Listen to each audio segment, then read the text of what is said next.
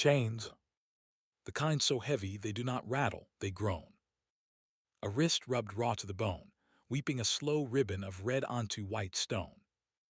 41 mornings of snow have fallen on that stone, and 41 mornings the snow has refused to cover the blood, because the blood is fresh every dawn. A growl from inside the cage, low, animal, the sound a wolf makes when it has decided to die before it begs. The whole town can hear it. The whole town pretends it cannot. Above the cage, the iron bars are wrapped in twists of silver, and the silver smokes faintly where it has bitten into the Alpha King's shoulders. He is starving. He is bleeding. He has not spoken a word in 41 days. And now, at dawn on the 42nd, a small woman in a kitchen apron is walking across the courtyard toward him, carrying a bowl of broth that steams in the cold like a held breath. Two guards step into her path. She says one sentence. They step aside. She kneels at the bars. She slides the bowl through. And then, in front of the entire waking fortress of Veth, she says, "Marry me." Why would an Omega kitchen girl do something that should get her killed before noon? Stay with me. Her name is Vera Costi, and for 8 years almost no one in the fortress of Veth has bothered to learn it. She is 24. She is small. She has hair the color of wet ash and eyes that people forget the moment they look away. She wears the gray wool of a kitchen attendant, with a stain of beet juice on her left cuff that has been there for 2 seasons, because she has decided it is useful to look like someone who cannot keep herself clean. She rises in the dark.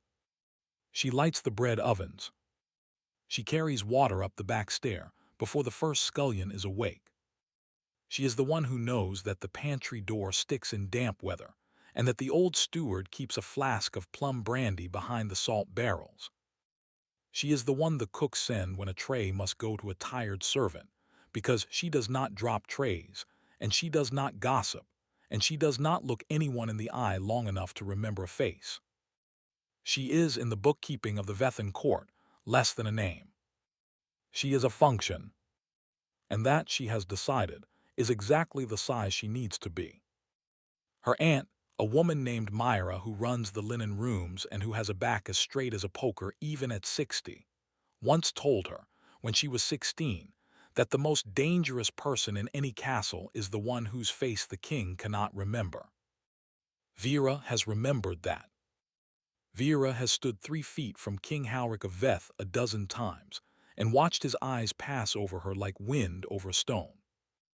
Myra watches her with the careful, sad expression of a woman who has been watching her niece grow into a weapon and has decided not to dull her.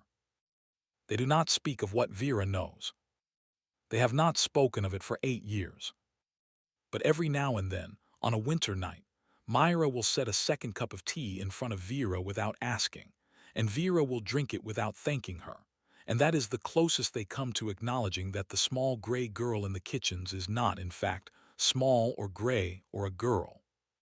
Outside the kitchen window, the cage hangs. It has hung in the central courtyard for 41 days. Vera washes carrots with the cage in the corner of her eye. Vera needs bread with the cage in the corner of her eye, and she has counted every morning that the man inside has not eaten, and she has counted every guard who walked too close and did not come back. 3 so far. The Vethan court calls him a beast. The Vethan court calls him a prize. The Vethan court has stopped looking at the cage at all, because looking at the cage means admitting that the man inside has not bowed and will not bow. Draken Ostvar of the Aldrich bloodline. 35. King of a kingdom 3 weeks ride south. Captured 41 days ago when his envoy was ambushed in a snowstorm at the pass, a snowstorm Halric's weather readers had predicted to the hour. Vera knows this because she carried tea to the weather reader's tower for a month. Vera has spent 8 years knowing. The morning she carries the broth, she does not tell her aunt. She lifts the bowl from the hearth where she has been simmering it since the bell at 4, bones, marrow, time, a pinch of salt no greater than her smallest fingernail, because a starving man cannot take salt and live. She covers it with a wooden lid. She unties her apron and ties it again, because the apron is part of the disguise and the disguise is part of the plan. She walks out of the kitchen door into the cold blue of pre-dawn. Snow has fallen overnight and is still falling, soft and slow, the kind of snow that mutes a courtyard so completely that footsteps sound like apologies. She crosses the cobbles. Two guards at the cage, one young, one older, both bored, both half asleep, both armed with the casual carelessness of men who have spent 41 days guarding a thing that cannot escape. They see her. They lift their pikes, not hard, not even fully a habit, a gesture. The older one opens his mouth to ask what she wants. She does not let him. She says, quietly but quite clearly, His Majesty Halric has ordered the prisoner kept alive until the southern envoys arrive. He will not be alive if he is not fed. Step aside, it is a lie. Halric has ordered no such thing. Halric, in fact, has stopped caring whether the prisoner eats. But the lie is plausible, and the older guard owes the kitchen steward 12 silver for cards last Thursday, and he does not want a chain of conversations that ends with a man asking him whether he refused broth to a royal prisoner on a morning when he had been drinking the night before. The older guard nods. The younger guard, who follows the older guard the way younger guards do, also nods. Vera kneels at the bars.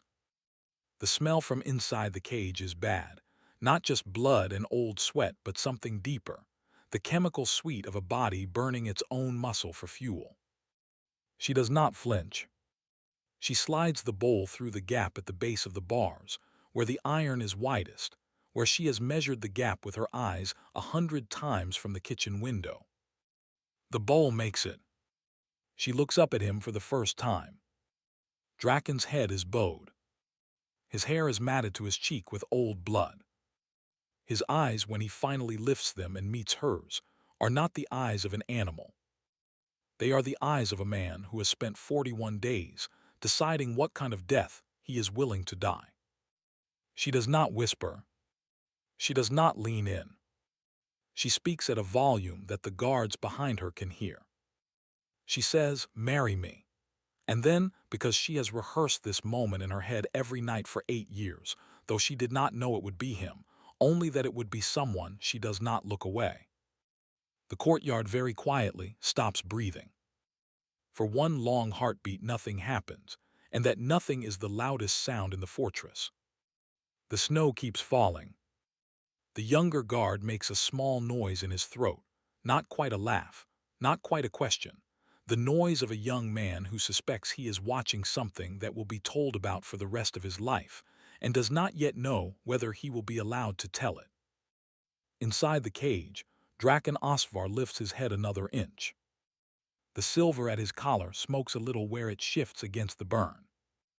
He looks at her, this small gray omega in a beet-stained apron, kneeling on the cobbles in front of his cage with a bowl of broth and a sentence that should not exist. His mouth opens. His tongue is a dry gray thing inside it.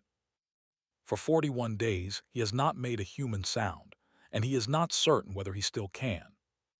He tries anyway. Why? It is not a question the way a question is usually shaped. It is a syllable squeezed out of a throat that has forgotten how to make syllables. It is half cough and half rasp, and it costs him something to produce. Vera sees the cost in the way his ribs move under what is left of his shirt. But it is a word. It is the first word the Alpha King has spoken in 6 weeks. And in the silence that follows it, in the snow-muted courtyard with 2 guards and a bowl of broth between them, Vera Costi, the small gray girl whose face no one in this castle can remember, answers him. She does not lower her voice. She does not hide what she is about to say. She speaks loudly enough that the kitchen scullions at the windows hear her, and the laundry women on the second-floor walkway hear her, and the captain of the morning watch coming down the north stair hears her, and the chamberlain crossing the upper colonnade hears her. She says, "Because if you marry me, your kingdom is bound to mine." and I am the rightful Eastern heir Halric murdered to claim this throne. She does not break eye contact when she says it. She does not blink. She says it like she is reading from a ledger she has had open her entire life. Draken stares at her. The guards stare at her. The chamberlain on the colonnade stops walking. Somewhere above, a window latch clicks open and someone, a laundress, probably leans her head out to be sure she heard correctly. The snow keeps falling. Vera, kneeling, does not move. She has just said, in front of the entire waking fortress of Veth, that the king on the throne is a usurper and a murderer, and that she is the bloodline he tried to extinguish. There is no taking it back.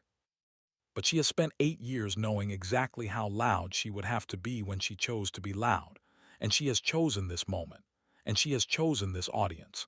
Because a thing said in front of one guard is a rumor, and a thing said in front of 40 witnesses is a record. The captain of the morning watch finds his voice. He shouts something. Boots begin to run. Hands close on Vera's shoulders and lift her, not gently, away from the cage. The bowl of broth is left where it is. Draken behind her does not say another word, but as she is dragged backward across the cobbles she sees him reach, very slowly, one trembling hand toward the bowl. She sees his fingers find the rim. She sees him pull it toward him through the bars. And then the doorway eats her, and the courtyard is gone. They expect, of course, that she will be killed. Halric, when the report reaches him in his private study some 40 minutes later, expects it for the length of one breath, then changes his mind. The Alpha King is still worth a kingdom in ransom. And the Omega kitchen girl has just said something that, if true, costs him everything, and if false, costs him very little to verify. So instead of an execution, there is a tower. Vera is taken up 7 flights of stairs to a high room with one slit window and one iron-banded door, and the door is locked behind her, and for 3 days nothing happens. 3 days of bread and water through a hatch. 3 days of the wind off the mountains. 3 days in which the courtyard below, viewed through the slit window, shows her the cage and the small dark shape of Draken inside it, and shows her, on the 2nd day, the bowl reappearing through the bars empty. He has eaten. He has eaten the broth she brought him. In the silence of the tower room, alone, with her hands very steady in her lap, Vera Costi closes her eyes and lets one small, hard breath out through her nose. The plan is moving. On the 4th day, Halric comes himself. He brings 2 guards and a clerk and a small leather folder, and he sits in the only chair while Vera stands. He is 53, with the kind of alpha face that was once handsome and is now mainly tired, and a vein at his temple that beats visibly when he is thinking faster than he wants to be. He opens the folder. He has done his research in 3 days. He reads aloud from the top page. Her mother's name. Her grandmother's name. Her grandmother's birth record from the Eastern Province, signed by the old queen's own steward. A line of inheritance written in a hand Vera recognizes, because her aunt has shown her that hand 100 times by candlelight in the linen rooms. Halric closes the folder. He looks at her. He says almost gently, "You have been in my kitchens for 8 years. Vera says, "Yes." He says, "Your aunt knew." She says, "Yes." He says, "Why now?" She says, "Because the Alpha King will not bow to you, and he will not bow to me, but he will bow to a bargain, and I have one to make." Halric looks at her for a long time. Then he stands. He says, "I am going to execute both of you publicly. 3 mornings from now. In the great square. So that everyone who heard you in the courtyard hears me answer." He says it without anger. He says it the way a man closes a ledger that is no longer profitable. Then he leaves. The door locks. Vera stands in the center of the tower room with her hands at her sides. 3 mornings. Outside, the snow has thinned to a fine, dry powder. Inside, she does the only thing she has spent 8 years preparing to do. She begins to count names. The kitchen boy who brings bread to the tower guard is called Tem. Tem is 12 and has a younger sister with a cough. The tower guard is called Bran. Bran owes the second cook 4 silver. The second cook owes the head cook a favor. The head cook's husband is the captain of the gate watch. The captain of the gate watch's son, 6 years old, was pulled out of a kitchen fire 2 winters ago by a small gray girl who never told anyone she did it and only said, when the boy's father came to find her, "Tell no one and we are even." The captain had nodded then. He had not forgotten. He had been waiting to be asked. Vera in the tower room counts. Tem to Bran to the second cook to the head cook to the husband to the captain. 6 steps.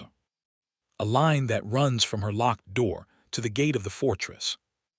Tem comes at mid-morning with the bread. Vera takes the bread. Inside the loaf split, hollowed, packed back together with crumb, she leaves a folded note no larger than a thumbprint. She presses it into Tem's palm. She says, "For the man in the cage." Through the kitchen boy who carries his water. "Tell no one. There is a copper for you on my aunt's pillow tonight if it reaches him. Tem is 12. Tem's sister has a cough." Tem nods. The note, when it reaches Draken Osvar that evening folded inside a piece of stale bread pushed between the bars, by a different kitchen boy who has been told only that the prisoner must be fed, contains 3 words. Eid. 3 days. Trust me. Draken, who has not trusted anyone in 46 days, reads the note by the last gray light of the courtyard. He eats the bread. He swallows the note. He waits. If you are still with me on this one, if you want to see how a small gray Omega and a half-dead Alpha King and a kitchen boy with a sister and a captain who never forgot his son walk out of a fortress alive, hit subscribe, because there is more to come, and what comes is the part that makes the chains worth the telling. Vera in the tower lies on her side on the stone floor with her cheek against the cold and her eyes open and counts the names again. The captain of the gate watch is on duty the morning of the 3rd day. That is luck, and it is also not luck. The head cook arranged it. The head cook arranged it because the second cook asked her to, and the second cook asked because Bran owed 4 silver and Bran owed 4 silver because Vera, 18 months ago, had quietly forgiven a tavern bill in Bran's name to the kitchen steward and never mentioned it. Vera has been laying these small debts for 8 years. She has not called any of them in. Until now. The morning of the execution is bright. Howrick had wanted snow. Snow muffles a crowd, makes it small and patient and cold. Bright weather makes a crowd big and warm and curious crowds are the worst kind for kings who are about to do something unpopular.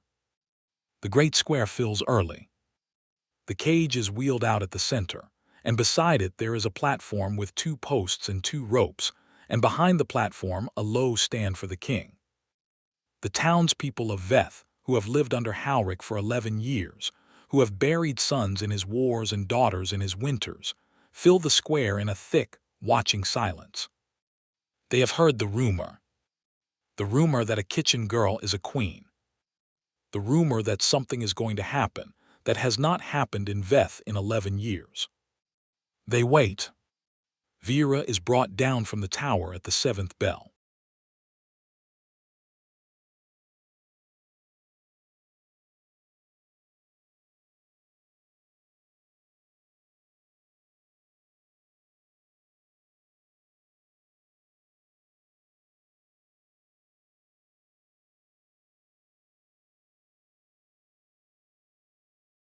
Across the courtyard and into the great square, and the crowd parts for her and closes behind her, and her face, for the first time in 8 years, is being looked at by every person in Veth. They are surprised by how small she is. They are surprised by how steady she walks.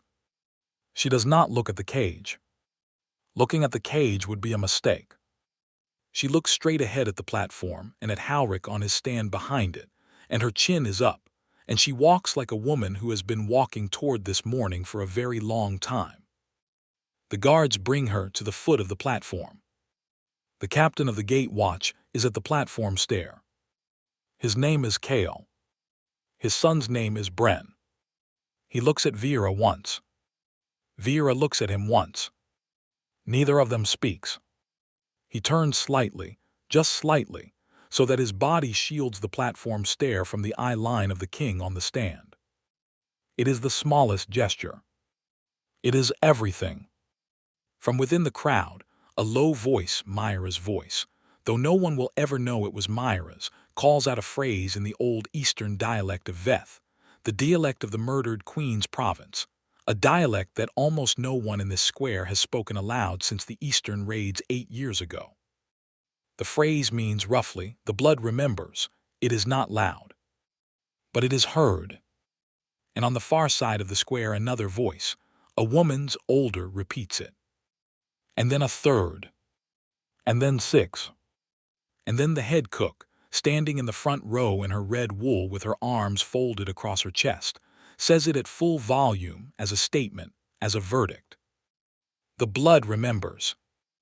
Howrick on his stand hears the phrase, and the vein at his temple begins to beat.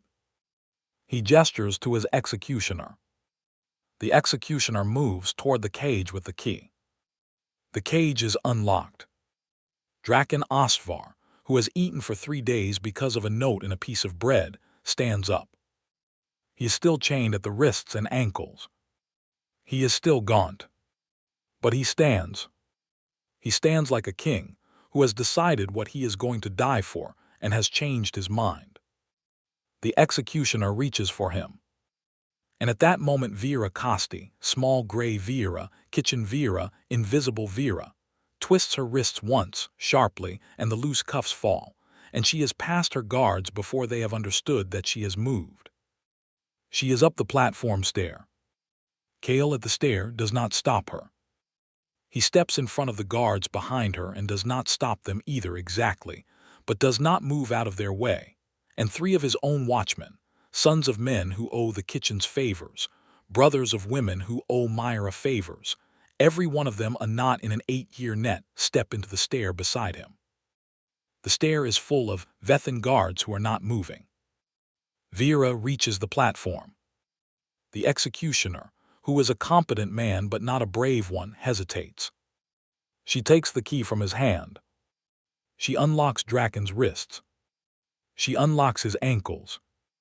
He looks at her. She looks at him. For the first time since the courtyard, he speaks again. He says Vera, just her name. She did not know he had learned it. She nods once. Then she turns to the crowd and lifts her unchained wrist into the bright cold air, and the crowd, the whole great square of Veth, sees it, and the silence breaks in a way that silences break exactly once in the history of a kingdom. It is not a cheer. It is a sound deeper than a cheer. It is the sound of 11 years of held breath. Howrick on his stand finally moves. He shouts an order. His personal guard around the stand draws steel. But the personal guard around the stand are men whose wives buy bread from the kitchens, whose mothers receive linens from Myra's rooms, whose own debts and favors and small forgotten kindnesses have been kept in a ledger they did not know existed, and the ledger is being called in. Howrick's own captain of his personal guard, a man named Ostro who has served him for 9 years, turns very slowly on the stand and looks at his king and says, quietly, "Sire." And then Ostro does what Ostro does. The thing is over in less than a minute. Howrick falls. The square sees it. The square does not look away. Vera and Draken walk down from the platform together, he leaning on her shoulder because his legs are still not strong, she holding his arm because his arm is still bleeding where the silver burned it. And the crowd of Veth opens for them the way a sea opens, and closes behind them, and the kitchen staff at the bottom of the great square stairs are waiting with a clean cloak and a flask of broth and a horse that nobody can remember saddling. And they walk through the gate of the fortress before the sun is at its height, and by the second bell of the afternoon, they are standing on the steps of the Eastern Cathedral with Myra on one side and Kale on the other and the Bishop of Veth, who is old and tired, and has been waiting for this morning longer than anyone, places one trembling hand on Vera's wrist and one on Draken's, and binds them in a political union of two kingdoms, before sunset, in front of a city that has come down to watch. They are not in love. They are not pretending to be. They are bound. That is enough. That for now is everything. 2 winters later, the cage is gone. The cobbles where it stood have been pulled up and replaced. There is no plaque. Vera would not allow one. She said, when the stonemasons asked, that a kingdom does not need to be reminded of its wounds by reading them on the ground every morning. The people who lived through that winter would remember without help, and the people who came after did not need to be taught fear, only better government. Draken did not argue. He has stopped arguing with her about most things. He has discovered, over 2 years of co-rule, that she is almost always right and almost never loud about it, and that the small gray Omega who once carried a bowl of broth across a snowy courtyard is also a politician of frightening patience. He is, in his quieter way, in awe of her. He has not told her this. He suspects she knows. Veth is healing. The eastern provinces, Vera's bloodlands, have been reknit to the central crown by Vera personally, riding out in spring and autumn and sitting in village halls until the old men remember who her grandmother was. The southern kingdom of Aldrich has been bound by treaty and trade, and by the simple fact that Draken Ostvar is alive and reigning, and was not, after all, ransomed for half a country. The 2 kingdoms are not one kingdom. Vera was clear about that from the first month. But they share a border without armies on it, and that is more than either kingdom has had in a generation. Myra has been given the linen rooms permanently and a small council seat besides, and sits at the long table on Tuesdays with her back straight and says very little, and is listened to when she does. Kale is captain of the city watch. Tem, 14 now, has been quietly placed in the household of the chief steward, and his sister's cough is gone, because a queen who has been a kitchen girl knows that a cough in a child is a problem a kingdom can afford to solve. The head cook still runs the kitchens. She refuses any title. She says titles ruin bread. One winter morning in the 3rd year, Vera carries a bowl of broth up the stair to Draken's study. It is a habit now, not every morning but most. The broth is good. The bones are roasted first these days, and there is a thread of time, and the salt is no longer rationed against a starving man's body but used freely, because the man in the chair behind the desk has weight on him again, and color, and the long thin scars at his wrists are closed and silver pale. Draken looks up when she comes in. He sets down his pen. The morning light is on the side of his face. He has been writing a letter, a treaty, some small piece of the daily work of holding a kingdom together. He looks at her. He looks at the bowl. He looks at her again. And then, in a voice that is quite calm and quite quiet and entirely his, the voice of a man who has had 2 years to find the words and has at last found them, he says, "Marry me." Vera, who has just set the bowl on the corner of his desk, stops with her hand still on the rim. She laughs not loudly, but fully, the way she has only learned to laugh in the last 6 months. She says already did, he says try again, she looks at him. She sees in his face that he is not joking, and also that he is not afraid. She sees a man asking a question he could not have asked 2 winters ago, because 2 winters ago he was a chained animal in a courtyard who would have eaten the question alive before he asked it. She sees, in short, the Alpha King finally healed enough to want something for himself. She kneels not because she has to, but because once 2 years ago she knelt at a cage and changed a kingdom, and the kneeling is a thing they share now, a kind of private grammar. She kneels beside his chair. She puts her hand on his. She says yes. The bowl of broth on the corner of the desk is still steaming in the cold light, and outside the window the courtyard is empty of cages, and the snow is falling soft and slow over the cobbles where a small gray girl once walked across to ask a starving king a question that should have gotten her killed before noon. She walked up to a cage and asked the king to be hers. He walked into a court 2 years later and asked the queen to be his. The bowl of broth never changed.